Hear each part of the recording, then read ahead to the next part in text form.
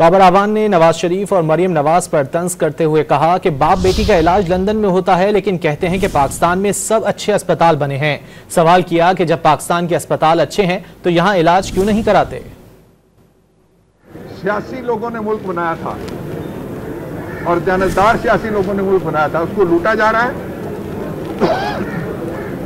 बाप बीमार होता है तो इसका इलाज लंदन में, बेटी बीमार हो जाए तो स्विट्जरलैंड में। आप तो कहते हैं पाकिस्तान में सबसे अच्छे अस्पताल बने हुए, कराओ ना इलाज।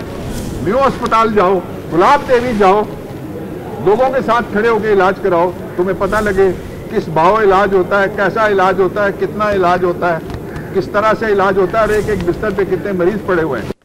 सियासी लोगों ने मुल्क बनाया था और जानदार सियासी लोगों ने मुल्क बनाया था, उसको लूटा जा रहा है। बाप बीमार होता है तो इसका इलाज लंदन में, बेटी बीमार हो जाए तो स्विट्जरलैंड में। आप तो कहते हैं पाकिस्तान में सबसे अच्छे अस्पताल बने हुए, कराओ ना इलाज। न्यू अस्पताल जाओ, गुलाब देवी जाओ, लोगों के साथ खड़े होकर इलाज कराओ, तुम्हें पता लगे किस भाव इलाज होता है, कैसा इलाज होता है, कितना इलाज होता है, किस तरह से इलाज होता है और एक एक बिस्तर पे कितने मरीज पड़े हुए हैं।